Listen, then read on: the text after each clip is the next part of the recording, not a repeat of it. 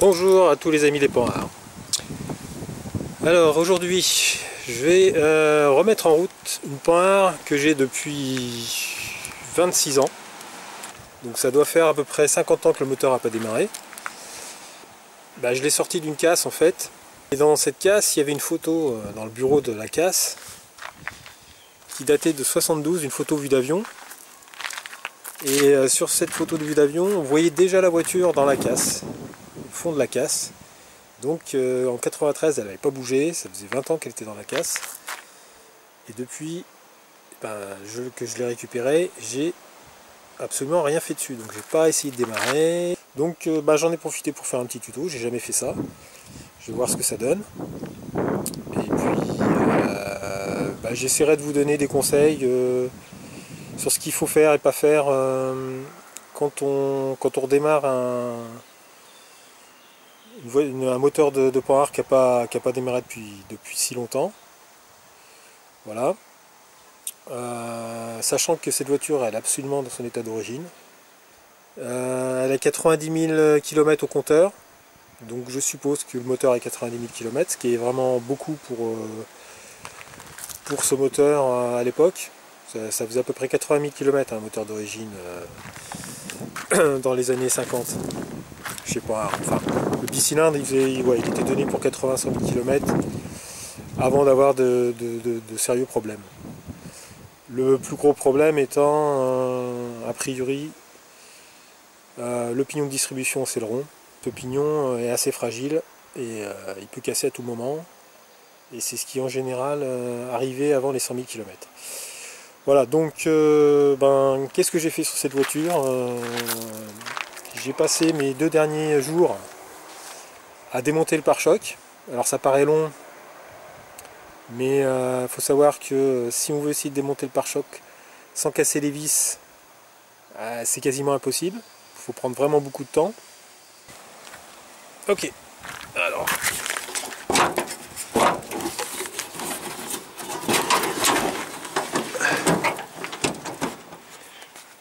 voilà la bête. Donc comme je vous ai dit, elle est dans son état d'origine. Il y a même encore la Vialex, le chauffage à brûlage d'essence qui se trouve ici. Donc alors l'intérêt d'avoir démonté le pare-choc aussi, c'est que c'est beaucoup plus facile d'accéder à l'avant du moteur.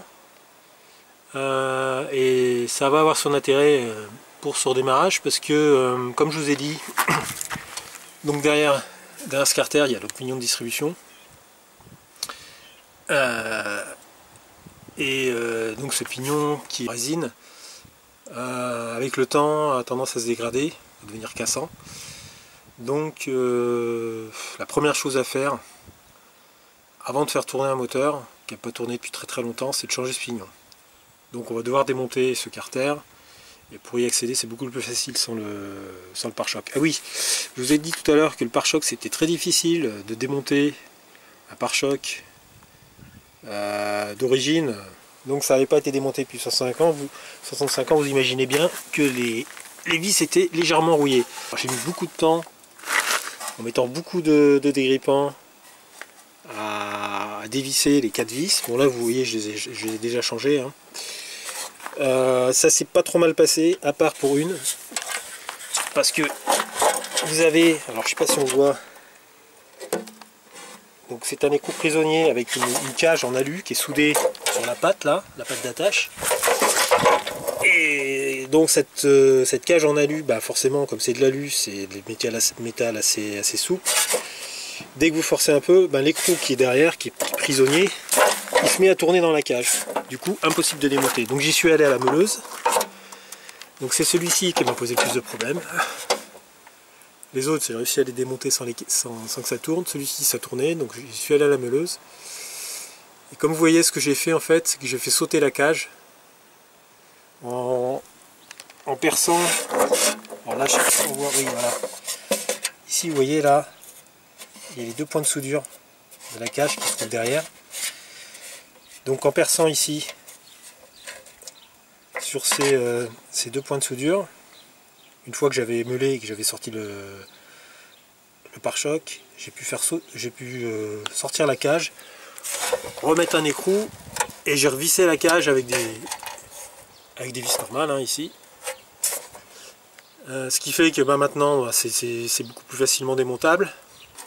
Et si l'écrou se remet à tourner dans sa cage, au pire on dévisse ces deux vis là. Je pense que c'est accessible même quand le pare-choc est en place. Et on peut accéder à l'écrou derrière et dévisser sans avoir à mener la vis. Donc pour l'instant, bah, les autres étant en bon état, je ne les ai pas changés. J'ai mis des vis neuves, ça tourne sans trop de problèmes. Bon, ça tiendra bien encore à 60 ans. C'est le prochain qui aura la voiture, qui fera le boulot si jamais ça arrive à se coincer encore. Donc, on met ça de côté. Donc là, le gros avantage de la mécanique point art, c'est que tout est accessible super facilement. Donc, pour travailler, c'est génial. Donc, qu'est-ce que j'ai fait? J'ai rien fait. Bon, si j'ai remis une batterie quand même pour voir si au niveau électrique, il n'y avait pas de court-circuit. Bon, apparemment, tout se passe bien. D'ailleurs, ce qui est amusant, c'est quand j'ai branché la batterie, la Vélex s'est mis en route. Donc, 50 ans après, il continue à marcher. Enfin, le ventilateur qui permet d'envoyer l'air chaud dans la voiture s'est mis en route. Au début, je me demandais ce qui se passait. Et donc a priori, il n'y avait pas de court-circuit, il y avait pas de, les fils ne sont pas dénudés. Bon, là, vous pouvez voir que l'isolant des boîtiers de raccordement, ça bougeait avec le temps, c'est à moitié fondu, boursouflé. Mais en fait, ça pose pas trop de problèmes parce que ça reste bien en place. La matière est sèche, donc je pense qu'elle est encore isolante. Et donc c'est pas beau, mais pour l'instant ça fait encore son travail d'isolant. Et donc on va pouvoir mettre une batterie. Ok, bon, donc qu'est-ce qu'on va devoir faire pour pouvoir redémarrer ce moteur? Donc ce que je vous ai dit en premier, c'est avant toute chose changer le pignon. Bon, on va aussi changer l'huile, hein, ça mange pas de pain. Même si je pense que ça sera de l'huile perdue, parce que quand je referai le moteur, de toute façon je revidangerai tout. Mais enfin, si le moteur se met à tourner et que l'huile, la vieille huile de 60 ans est envoyée un peu partout dans le moteur, ça serait dommage. Donc je vais faire la vidange, changer le pignon de distribution, puis après, il n'y a pas grand chose, hein, il y a réglage de l'allumage. Alors le carburateur, on va espérer que... vu qu'il n'a pas été démonté, il n'y a pas de saleté qui se sont mis dans les gicleurs ou à l'intérieur des conduits, donc ça devrait être bon. Ah oui, j'ai quand même démonté le filtre à air pour voir s'il n'y avait pas une souris ou un écureuil à l'intérieur. Donc c'était propre, pas de problème. Bon voilà, j'ai retiré le bouchon de vidange, j'ai commencé par ça. Voilà de l'huile de 50 ans d'âge qui s'écoule. Alors déjà bonne nouvelle, c'est que l'huile s'écoule. Alors ça peut paraître normal a priori, mais ça m'est déjà arrivé sur une Dyna-X par exemple, de dévisser le bouchon et que l'huile s'écoulait pas. Et en fait je me suis aperçu que après, en continuant à démonter le moteur, que en fait il y avait tellement de résidus de pignon de céleron dans l'huile. En fait le pignon de céleron avait commencé à se désagréger, il n'y avait plus qu'une rangée de chevrons qui était en état, toute l'autre était complètement laminée et la bouillie de céleron était passée dans l'huile. Il y en avait tellement que ça bouchait l'écoulement de l'huile. Donc là, donc je pense que là le pignon il doit être encore plus ou moins en un seul morceau, vu que l'huile a l'air à peu près normale, il n'y a pas de morceaux dedans. Donc rien de spécial, hein, j'ai juste démonté le bouchon. Bon, on voit quand même que le bouchon il a morflé, hein. Enfin bon, ils auraient pu quand même prendre des bonnes clés pour... Donc là il y a eu du bricolage déjà. Des petits indices comme ça prouve que la voiture elle a un peu vécu quand même, elle n'a pas fait que des garages point art, des concessionnaires agréés visiblement. Pendant ce temps là, on va s'intéresser à la deuxième partie de la remise en route, c'est-à-dire le changement du pignon de distribution. Alors là on voit déjà premier petit problème. Il y a une espèce de vis alors qui est ronde, hein, qui n'est pas hexagonale, avec un genre de clavette en travers. Et du coup le problème de ça, c'est qu'on ne peut pas le démonter avec une douille normale. Avec une clé normale, il faut se faire une clé. Ou il faut trouver une astuce pour la démonter. Donc je vais voir ce que j'ai dans mes outils Panhard. Je l'avais déjà fait pour une Dyna, donc je dois avoir cet outil, sinon je le ferai avec une douille que je vais meuler. J'ai pas retrouvé l'outil, mais il me semble que ce que j'avais dû faire à l'époque, c'est que j'avais dû taper sur un des côtés de la goupille là, avec un marteau et un chasse-axe pour dévisser. J'avais pas dû utiliser d'outil en fait. Bon, là comme je fais un tuto, que j'essaie de faire les choses bien, on va faire un outil, hein. En plus, l'avantage de ça, c'est que la prochaine fois, je sais pas s'il y en aura beaucoup de prochaines fois, mais si ça m'arrive, j'aurai l'outil. Puis deuxième truc aussi, c'est que je vais peut-être laisser la vis, parce que moi j'aime bien l'origine, j'aime bien tout ce qui est un peu original. Bon, c'est vrai que la vis c'est un peu chiant, mais d'un autre côté c'est ce qui fait l'originalité du moteur. Si je remettais la vis comme j'ai fait pour mon moteur de Dyna X, une vis hexagonale, ça perd un peu de son charme. Bon, même si vous allez me dire, là je vais un peu loin dans l'origine, mais bon, c'est des petits détails comme ça qui font la particularité de ces moteurs et qui font aussi le charme. Donc là j'ai pris une vieille clé que j'avais dans une vieille boîte à outils, hein. C'est du 19, l'axe a priori. Attendez, je vais vérifier si c'est bien du 19 avec une autre douille. J'essaye le 18. Ouais, ça passe pas le 18, donc c'est du 19. Donc il va falloir que je fasse des entailles de chaque côté sur une profondeur d'environ... On va essayer de mesurer ça. 7 mm pour la largeur et 8-9 mm pour la profondeur. Ok, voilà, ça y est, j'ai fait l'outil. Voilà ce que ça donne à peu près. Voilà, c'est tout simple, hein, un petit coup de meuleuse. Il n'y a aucun problème. En 5 minutes c'est fait. Bon, c'est vrai que ça va être un peu grand pour la boîte à outils. J'aurais préféré faire ça sur une douille, mais j'avais que des douilles Facom. J'allais pas bousiller une douille Facom quand même juste pour faire ça. Voilà. Donc, on va tester. Ça marche pas mal. Nickel. Ah oui, un autre truc aussi, c'est que ça va me servir. Alors c'est pour ça que j'aurais bien aimé avoir une douille, ça aurait été mieux, mais bon. C'est que ça, pour régler le point d'allumage, on a toujours besoin de tourner le moteur. Et quand on le tourne par l'hélice, surtout sur les vieux moteurs comme ça, vous voyez comme ce que ça fait, l'hélice elle tourne, parce qu'il y a les plots en buis là qui frottent, mais qui frottent pas assez, enfin il n'y en a que 4. Sur les moteurs d'après, des PL17, les dernières Z, et les 24, il y en avait 6 je crois, ou 8, je sais pas.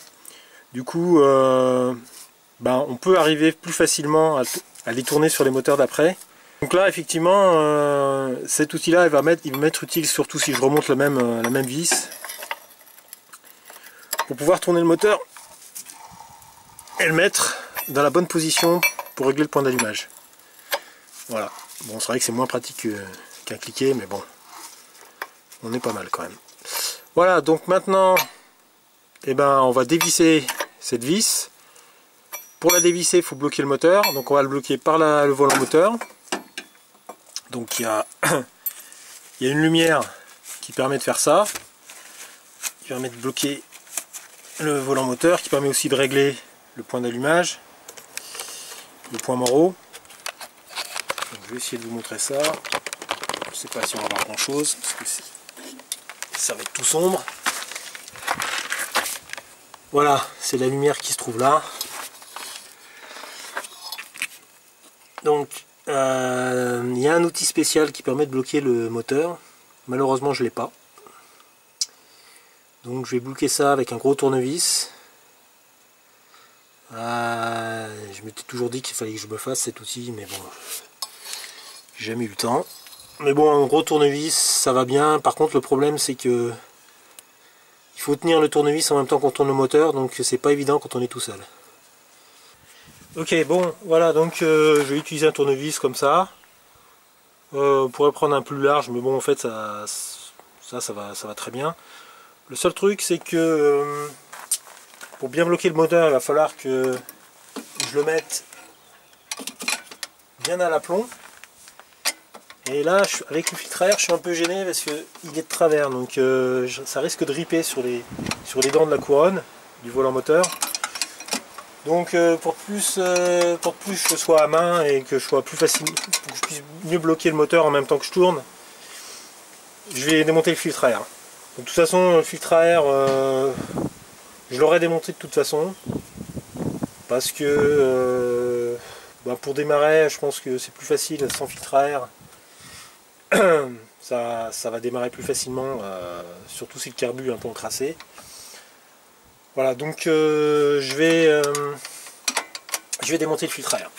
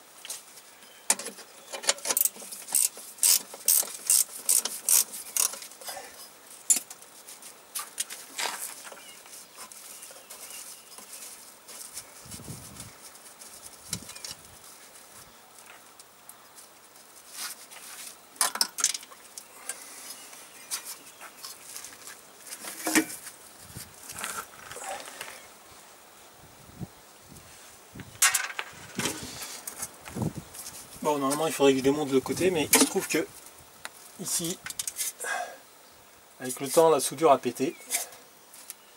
Donc là, la pâte, elle ne sert plus à rien, il va falloir que je ressoude. Je l'avais déjà vu quand je l'avais démonté la dernière fois. Voilà, donc là maintenant, je peux plus facilement mettre mon tournevis. Ok.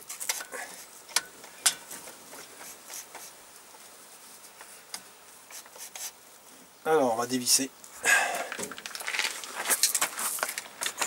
la vis.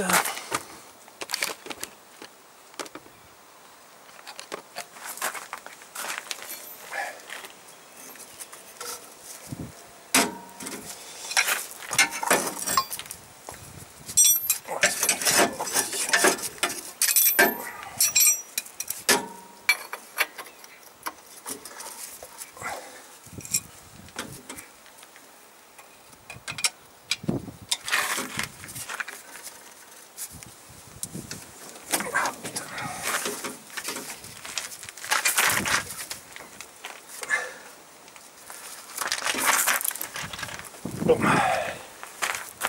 On va prendre une rallonge parce que c'est plus dur que ce que je pensais. Bon, le tournevis il bouge pas, donc ça c'est bien. C'est bien bloqué là-haut. Par contre, c'est vraiment complètement bloqué. Donc je vais aller prendre une rallonge. Attends, est-ce que j'en ai une là? Bah si, j'en ai une. C'est pas terrible ça.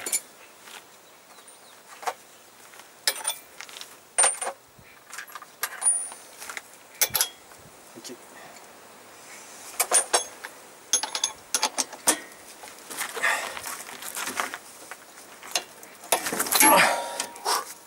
Voilà, débloqué. Bon, bah j'ai bien fait de faire l'outil. Parce que s'il avait fallu que je tape ici avec un chasse-goupille, j'aurais tout niqué. Voilà. Du coup, c'est toujours mieux de bien travailler, de faire les choses bien.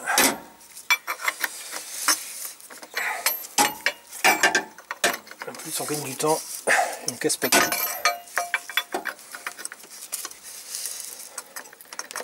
Donc là, on va faire gaffe de veux pas tout faire tomber par terre parce qu'il y a tous les...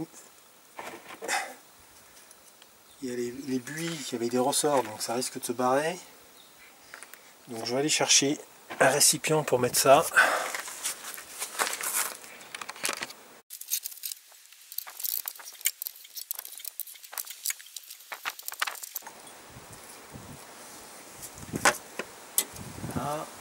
Là, il y a une petite bande de frottement. Bon, ça va, elle est en bon état.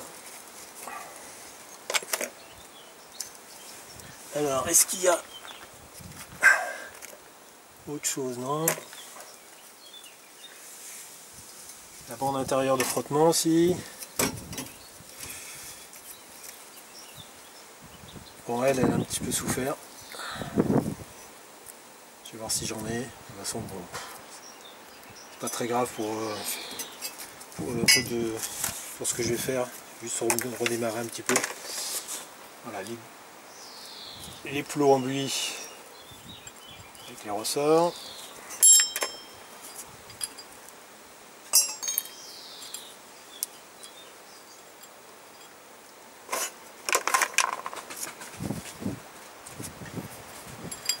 Bon, alors maintenant on va retirer la poulie. Alors le truc c'est que il y a une gorge, un segment, bien, pour l'étanchéité. Donc je vais regarder sur le manuel parce que je me rappelle plus trop bien. S'il faut juste tirer ou s'il y a un truc à faire.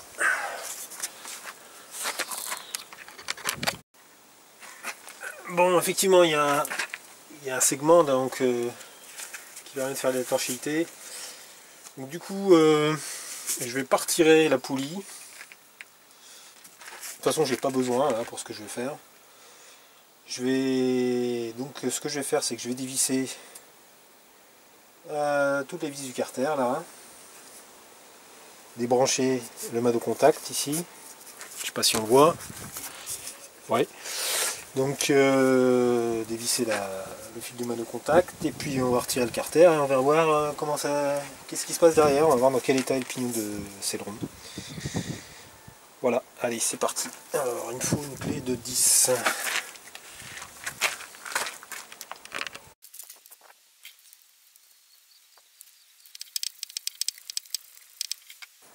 Bon, un grand classique, c'est le goujon qui vient. C'est pas très grave, on le remettra.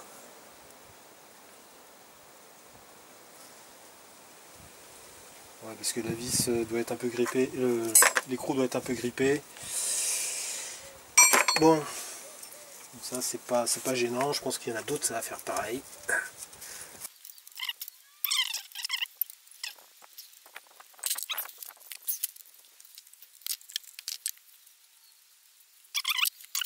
Ah oui, là il y a le reniflard, donc le tube de reniflard.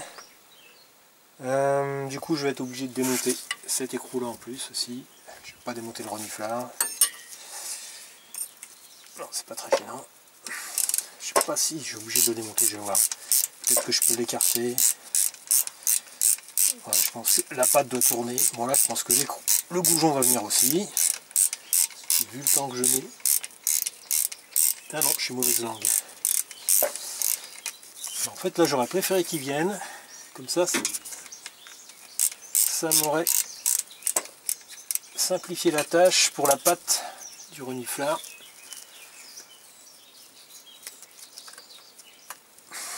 Ouais, je vais devoir au moins desserrer la patte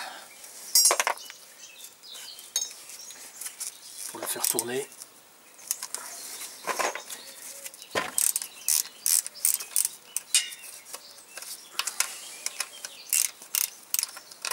Voilà. Ok, il m'en reste 2.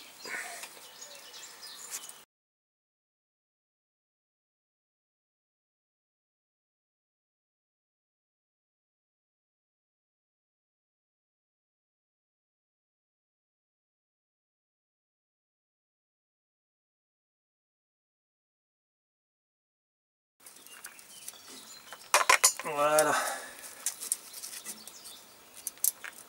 Bon. Ah oui. Alors, l'écrou. Le mal au contact c'est du 8.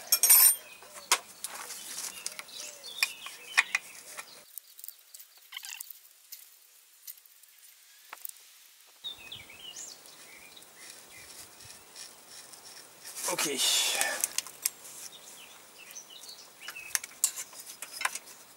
Bon.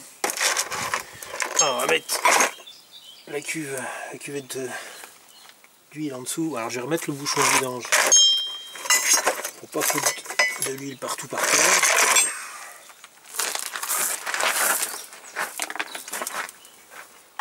De toute façon là ça coule plus.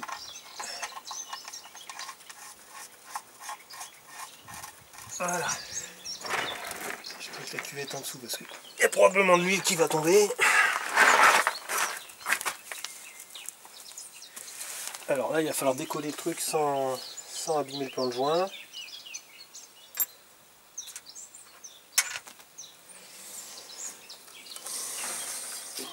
Alors, voilà, ça, je crois que je vais prendre un, qu'est-ce qu'avec quoi je vais faire levier, un truc assez large, un démonte pneu peut-être, ça devrait être pas mal. Bon, je vais chercher ça. Ok.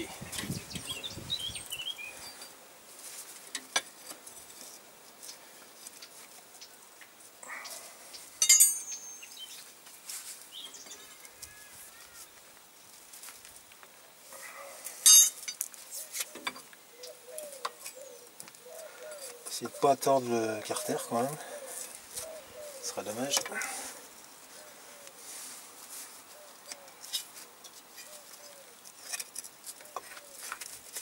Ah, ça s'est décollé là.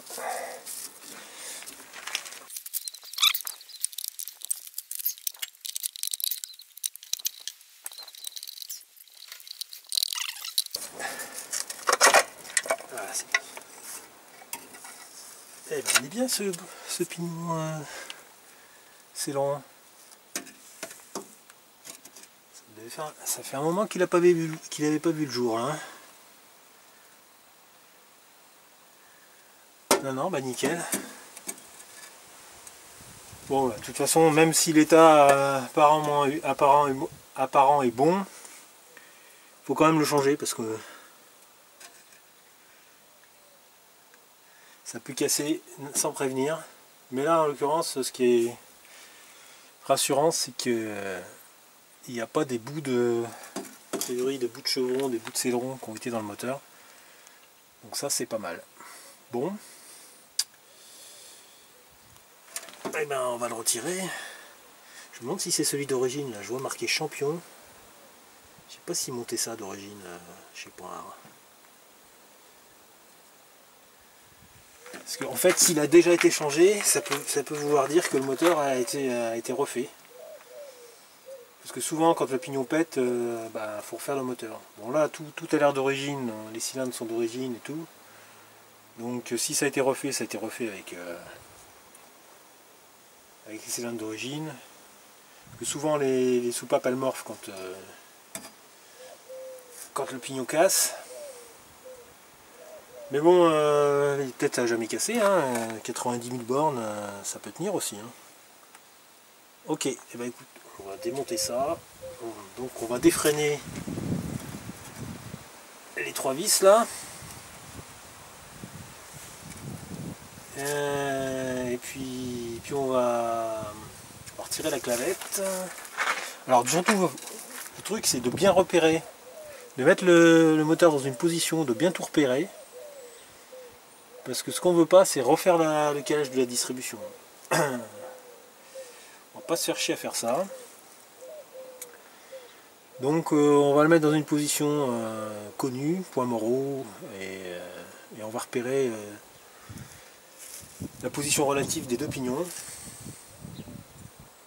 Comme ça, on sera sûr que quand on n'aura pas décalé la distribution quand on va changer, quand on va remettre le nouveau pignon. Voilà. Bon.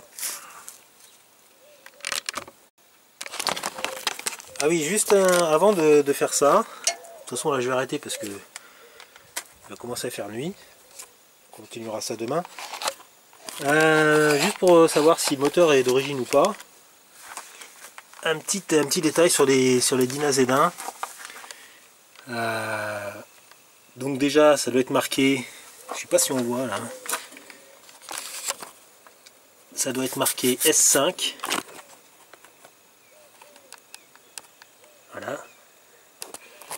E4, je sais pas trop ce que ça veut dire. Par contre S5 c'est le type du moteur. Donc ça c'est normal. Et là on a le numéro du moteur, donc 13658. Alors je connais pas le numéro de série de la voiture parce qu'il n'y avait pas la plaque .R dessus. Mais j'ai pu la dater de fin 54, début 55, donc on doit être dans les 13 000. D'ailleurs le numéro de caisse,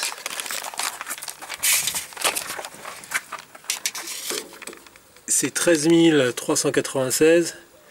Du coup, le numéro de la voiture, ça doit être dans les 13 000 aussi. En général, le numéro de caisse est toujours un peu plus élevé que le numéro de série de la voiture. Donc, je pense que c'est le moteur d'origine, hein, parce que on est bien dans les mêmes zones de numéros. De toute façon, tout correspond, hein, il n'y a rien de... Ah tiens, j'ai oublié de remettre le klaxon.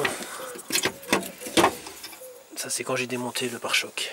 Donc il y a absolument, tout est d'origine, il y a encore la Vialex. Donc la Vialex c'est un chauffage avec un brûlage d'essence. Donc là, ici on a des conduites ici qui viennent du carburateur. Donc il y a un système là, je sais pas ce que c'est, un genre de siphon. Donc l'essence, elle arrive ici dans la Vialex, et dans la Vialex il y a un brûleur, donc ça consomme un peu d'essence, et il y a une soufflerie, donc il y a une espèce de, je sais pas comment ça marche, le brûleur, ça doit être électrique. Enfin bon, c'est un truc, je sais pas si ça devait bien marcher quand la voiture était neuve, mais la plupart du temps c'était changé dans le cours de la vie de la voiture par un chauffage avec des récupérateurs sur les cylindres, parce que je pense que ce système n'était pas fiable. En plus, pour foutre le feu à la bagnole, je pense qu'il n'y a pas mieux. Donc bon, c'est plus pour le fun de le laisser, mais de toute façon, bon là je sais pas ce que je vais faire avec cette voiture, je sais pas si je vais la restaurer tout de suite, mais ça m'étonnerait que je le remette en route, cette Avialex. Et du coup, il faudra quand même que je fasse gaffe, je boucherai ces tuyauteries là, cette tuyauterie d'essence là, je vais la boucher quand je vais essayer de redémarrer, parce que je ne voudrais pas qu'il y ait de l'essence qui s'échappe par là. Donc je boucherai ce petit tuyau là avant de démarrer. Sachant que les durites, elles ont 60 ans, donc il va peut-être falloir les changer. Dans les choses à changer, je pense que la pompe à essence, alors soit je mets une pompe à essence neuve, je la change parce que de toute façon celle-ci, elle marche plus, c'est grippé ici. Donc, il y a de grandes chances que la membrane soit foutue. Donc du coup, je pourrais essayer, mais je pense pas que... Enfin, on pourra essayer quand même, je pense pas que ça va marcher. Ou alors je mets carrément juste un bidon d'essence par gravitation. Ça ira dans le carbu. Hein. Donc il y a ça à voir. Le carbu, pour l'instant je vais rien faire. Je vais redémarrer comme ça, on verra bien si ça marche ou pas. Il y a forcément tout l'allumage à refaire. Là la bobine n'y est plus. Alors là je sais pas trop, j'ai pas trop compris. Donc il n'y avait plus de bobine. Elle avait dû être récupérée dans la casse, je pense. Par contre il y a un condensateur ici. Alors, je sais pas pourquoi il y a un condensateur, si c'était un condensateur de rechange, au cas où le condensateur qui se trouve ici sur l'allumeur ne marchait plus. Mais a priori ce condensateur là il sert à rien, mais je pense que d'origine, je vérifierai, la bobine était fixée ici sur les ébats. Donc il faudra que je retrouve une bobine et que je la mette là. Et puis que je règle évidemment le point d'allumage. J'ai regardé sous le capot de l'allumeur, c'est pas du tout rouillé, c'est incroyable. C'est hallucinant quand même. Donc ça a jamais dû être, ça a toujours été bien fermé. Parce que ça fait, elle a passé quand même 50 ans dehors cette voiture. Donc bon, ça c'est pas mal. J'espère que le chapeau en lui-même est encore isolant, parce que souvent avec le temps ça perd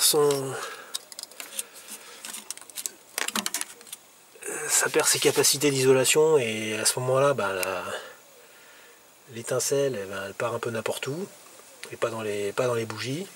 Bon, les bougies évidemment il va falloir les changer, hein. Bougies neuves pour être sûr, pour avoir une chance que ça démarre. Ah oui, donc dans le système d'Avalex, il y avait aussi un piquage qui était fait sur les admissions là.